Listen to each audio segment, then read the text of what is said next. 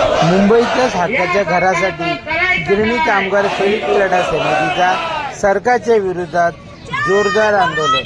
जय शिवाजी, जय भवानी, जय शिवाजी, जय शिवराय, जय शिवराय, वंदे मातरम, वंदे मातरम, भारत माता की जय.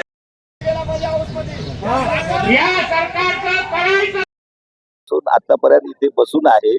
अजूनही सरकारकडून आम्हाला बोलवणं नाही झालेलं ना, याचा अर्थ सरकार आम्हाला विचारात घेतच नाहीये. असं असेल तर हे कामगार शांत बसणार नाहीयेत, हे इथे आझाद मैदानात बसणार नाहीत, तर बाहेर जाऊन त्या रस्त्यावर पण बसतील अशी परिस्थिती निर्माण होईल. ते सरकारने खरं म्हणजे आतापर्यंत याची दखल घेतली पाहिजे. खरं म्हणजे स्वतःहून सरकारने गेले 15 वर्षात काहीतरी करायला पाहिजे कामगारांचं. पण काहीतरी थातूरमातूर सांगून कुठेतरी मुंबईच्या आसपास आम्ही पाठवतो आणि एवढी घरं बांधलेली आहेत, हे केलेले आहेत, अशा पद्धतीने बोलतात. ही गोष्ट बरोबर नाही. 1000 वेळा या कामगारांनी सांगितलेलं की मुंबईमध्ये घरं मिळू शकतात आणि तुम्ही ती दिली पाहिजेत. अजूनही गिरण्या मुंबईमध्ये पण आहेत, गिरण्यांच्या जागा आहेत, चाळीच्या जागा आहेत. आणि असं असताना सुद्धा त्याचा विचार न करता डायरेक्ट तुम्ही शेलूला जा, नाही गेला तर तुम्हाला घर मिळणार नाही, अशा वल्गना सरकार काहीतरी म्हणजे ज्याला भाकड कथा म्हणतो आपण, भाकड कथा, तसं काहीतरी लावले तुंतुना, तो बंद करायला पाहिजे सरकारने, असं आमचं म्हणणं आहे. तर बोललं जातं त्याच्यावरती शासन मात्र उत्तर दिलं जातं, हे जबाबदार कोण? नाही, याला जबाबदार फक्त मुख्यमंत्री महाराष्ट्राचे, शासन जबाबदार आहे. शासनाने खरं म्हणजे ह्या कामगारांचा प्रश्न त्वरित सोडवला पाहिजे. या उद्योगपतीला जर एका रात्री तुम्ही मोठमोठे एवढ्या घरं देताय, मुंबईमध्ये देताय, मुंबईच्या बाहेर देताय, महाराष्ट्रात देताय, देशात देताय, एवढे घरं देताय तुम्ही, एवढ्या जागा देताय, आणि मग कामगारांना इथे मुंबईमध्ये 1-1.5 लाख कामगार जे आहेत त्यांना घरं मिळू शकत नाही.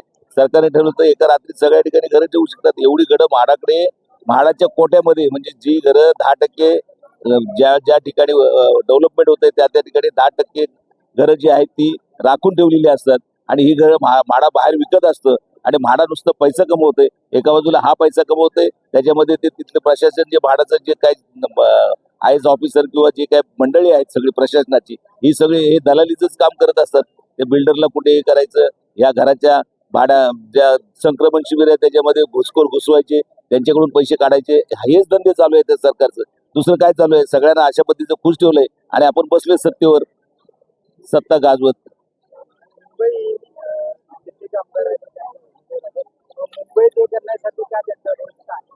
नाही, त्यांचा रोल नाही आहे. पण मागच्या वेळेला अशाच पद्धतीचा मोर्चा या ठिकाणी आला होता, त्यावेळेला इथे उपमुख्यमंत्र्यांनी 2 माणसांना पाठवलं. त्याच्यामध्ये उद्योग मंत्री जे आहेत उदय सामंत ते आले होते आणि प्रसाद लाड आले होते.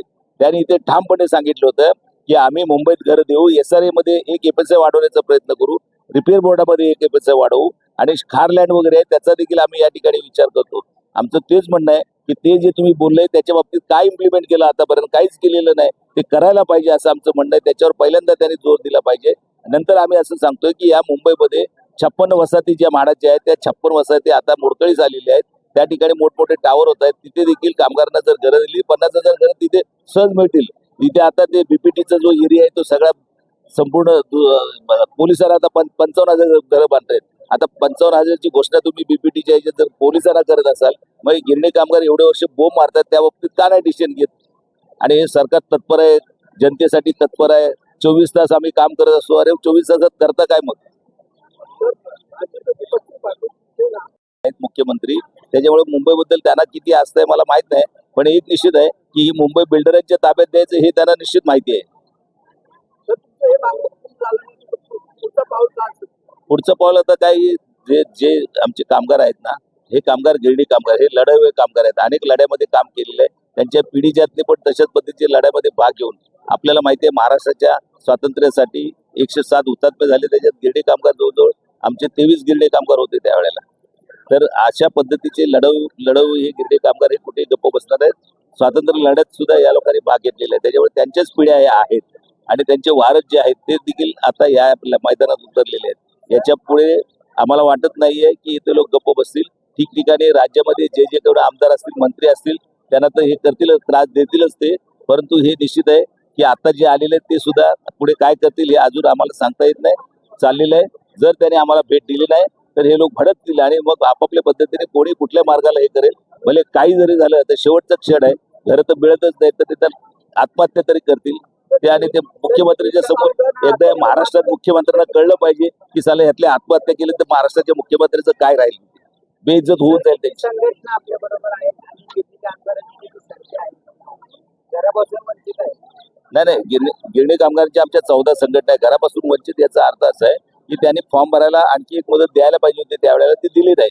निश्चित आहे की मुंबईमध्ये राहणारे कामगार आहेत असं नाहीये, गिरण्या बंद झाल्या ते आपापल्या भागामध्ये गेलेले आहेत. त्याच्यामुळे बऱ्याच ठिकाणी काही खेडेगाव जे आहेत तिथपर्यंत काही बातम्या पोहोचू शकत नाही ना, टीव्हीचं माध्यम नाही आहे तिथे, तर त्यांना फॉर्म भरण्याची ही कल्पना काहीच नव्हती. आणि जे फॉर्म भरले त्यावेळेला जे काही सर्टिफिकेट वगैरे होते त्यावेळेला त्यांनी हे केले, काही लोकांनी फॉर्म भरले ते रिजेक्ट झाले. आता ते रिजेक्ट झाले असे 35,000 लोक आहेत, त्यांना कसं याच्यात आणायचं, कारण त्यावेळेला त्यांनी सांगितलं होतं की त्यांचे 5 पुरावे पाहिजेत.